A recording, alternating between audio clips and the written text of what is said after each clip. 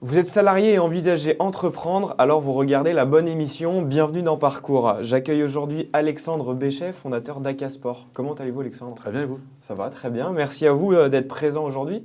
Alors, vous avez fondé Acasport en 2015, il me semble. Oui, c'est ça. Est-ce que vous pouvez nous en parler un peu? Bien sûr. Alors, on a fondé Acasport en 2015 avec mon associé Camille Fombostier, qui aujourd'hui est à Toulouse, région importante dans le rugby, forcément. Ouais. Moi, j'ai travaillé sur ce métier, donc on accompagne les associations sportives pour la réalisation de leurs textiles et matériels personnalisés. Donc ça va de la tenue de match au ballon pour pratiquer, aux tenues d'après-match, survêtements, polo, etc. J'ai commencé ce métier en 2013 dans une entreprise en tant que salarié. Et puis m'est venue l'idée en 2015 de lancer ma propre aventure. Et Camille, qui travaillait avec moi dans l'ancienne entreprise aussi, était aussi moteur là-dessus. Donc on a créé la société en mars 2015. Voilà. Donc, au-delà des maillots, est-ce qu'il y a des produits dérivés également ou... Oui. Alors en fait, l'idée d'ailleurs qu'on a créé l'entreprise, c'était de se dire qu'est-ce qu'on apporte en plus, parce que des équipementiers sportifs, il y en avait déjà beaucoup. Sur le marché du textile, soit on proposait du prix, mais on est sur un secteur où il y a toujours moins cher, notamment avec le marché asiatique, soit on proposait du service. Et en fait, lui comme moi avons eu la même idée, c'est de profiter de notre expérience en tant que joueur ou entraîneur ou en tant que membre en tout cas d'associations sportives pour voir les besoins qu'ils avaient et créer notre entreprise autour de ça.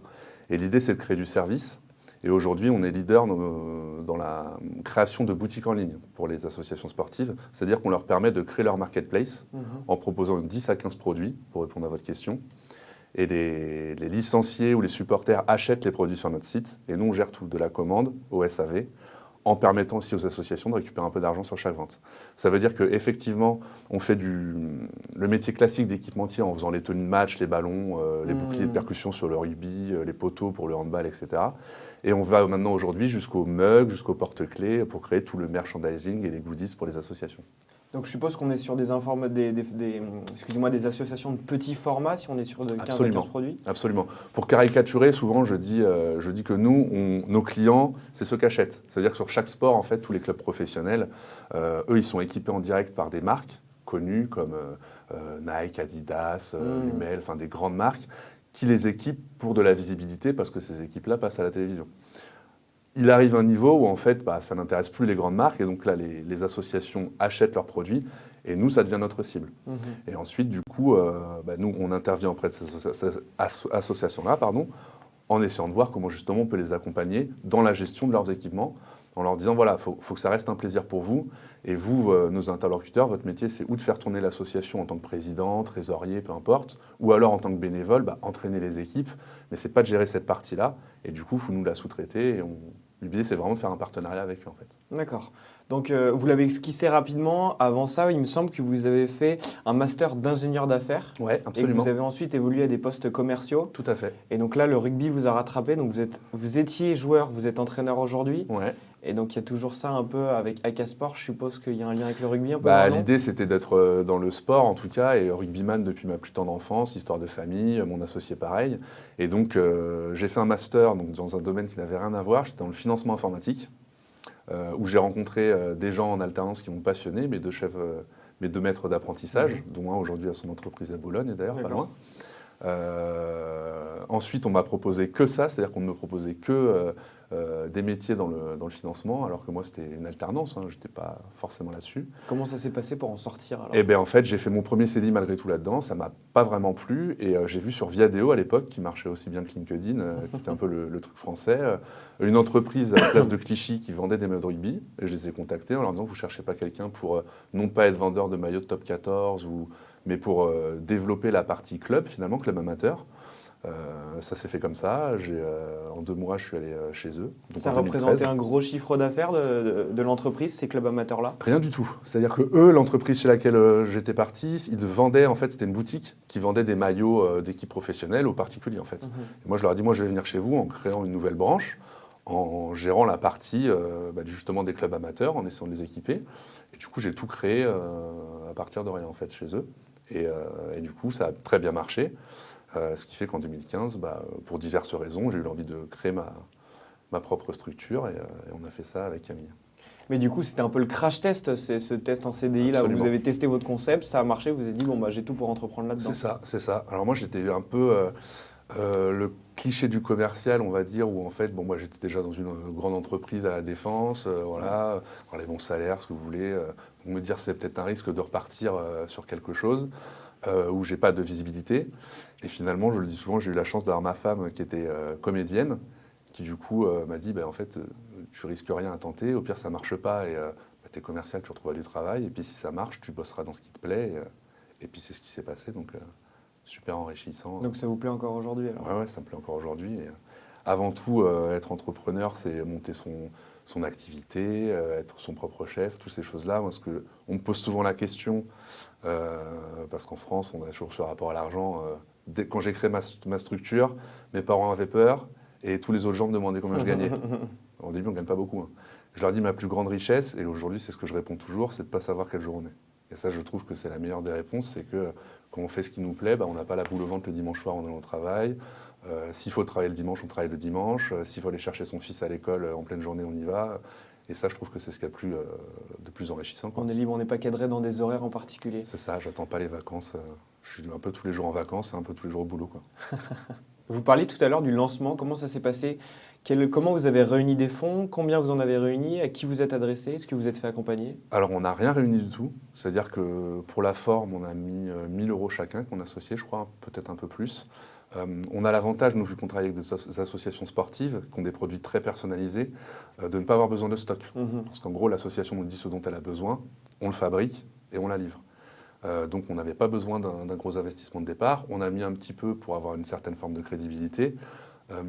Et après, ce qui nous a aidé à créer la société, c'est-à-dire trouver un comptable, se faire accompagner sur les statuts, quelle forme juridique, c'est via mon associé qui, dans sa famille, avait des personnes compétentes. On s'est fait accompagner via le réseau. Et comme aujourd'hui, on bosse beaucoup aussi via le réseau, c'est ce qui finalement aide le plus souvent, je trouve. Quels sont vos projets aujourd'hui? Donc là, vous êtes lancé depuis 6 ans, si je ne dis pas de bêtises. Ouais. C'est quoi les prochaines étapes? Alors c'est se développer, c'est grandir. On a profité, je ne sais pas si le terme est bien choisi, mais du premier confinement pour aller sur d'autres sports, en se disant, soit on attend, parce que malheureusement le sport il ne se passait plus grand-chose, donc on n'avait pas grand-chose à faire. On a fait des masques, on a travaillé avec les entreprises, parce que on peut faire du textile pour les entreprises, mais on avait quand même du temps. Et donc là, on faisait essentiellement du rugby aujourd'hui. On a embauché des apprentis grâce à l'aide de l'État aussi, sur le basket et sur le handball. D'accord. Donc l'idée, c'est de pouvoir développer d'autres sports. C'est aussi devenir de plus en plus maître de nos outils de production. On a aussi, à l'époque, on sous-traitait tout. Donc c'est-à-dire que nous, on personnalise les produits. Alors je ne vais pas rentrer dans le technique, mais en broderie, en flocage, la personnalisation totale qui s'appelle la sublimation. Quand on a créé l'entreprise, on sous-traitait tout. Et aujourd'hui, l'idée, c'est de pouvoir petit à petit être capable de maîtriser notre outil de production. Donc vous avez des locaux avec des presses, etc., Exactement. des machines à coudre. Exactement. Alors machine à coudre pas encore, parce que c'est très technique, mais c'est dans les tuyaux. On a aujourd'hui des presses, effectivement, pour pouvoir faire de la sérigraphie, du flocage. Et les avantages sont multiples. On gagne en réactivité, on gagne évidemment en marge, puisqu'on fabrique nous-mêmes. On gagne en souplesse. Parce qu'aujourd'hui, la problématique qu'on a et qu'on aura de plus en plus, en espérant que ça s'arrête vite, c'est que quand on sous-traite, avec les restrictions sanitaires qui arrivent régulièrement, les délais augmentent et on n'y peut pas grand-chose. Quand on fabrique nous-mêmes, on peut au moins donner l'information au client de quand ça va arriver. Donc l'idée, c'est de pouvoir devenir de plus en plus maître de nos outils de production, pouvoir investir aussi dans des locaux pour pouvoir valoriser l'entreprise. Vous êtes basé où en ce moment? On est dans la pépinière entreprise de la Courneuve. Et vous envisagez vous déplacer prochainement parce que vous avez besoin d'espace? À court terme, parce qu'on a besoin d'espace et puis aussi parce que, alors on ne se fait pas jeter dehors, mais on a créé l'entreprise en 2015. C'est 6 ans, il me semble. 2022, on arrive à terme, donc les racines sont devenues solides, on l'espère, ou en tout cas la pépinière nous a aidé à le devenir. Et donc là, c'est le jeu aussi de libérer de la place pour de futurs entrepreneurs. Et donc là, ça va être à très court terme, premier trimestre, voire deuxième 2022. On va rester en Seine-Saint-Denis, mais on va trouver des locaux qu'on va essayer d'acheter pour se développer aussi. Devenir propriétaire en plus. Aussi, ouais. Aussi. Une dernière question, si vous avez un jeune qui est en face de vous, qui a envie d'entreprendre, qu'est-ce que vous lui donneriez comme conseil? De le faire, ouais. Parce que souvent il y en a qui ont envie et puis pour de multiples raisons ne le font pas. Et de le faire à fond surtout.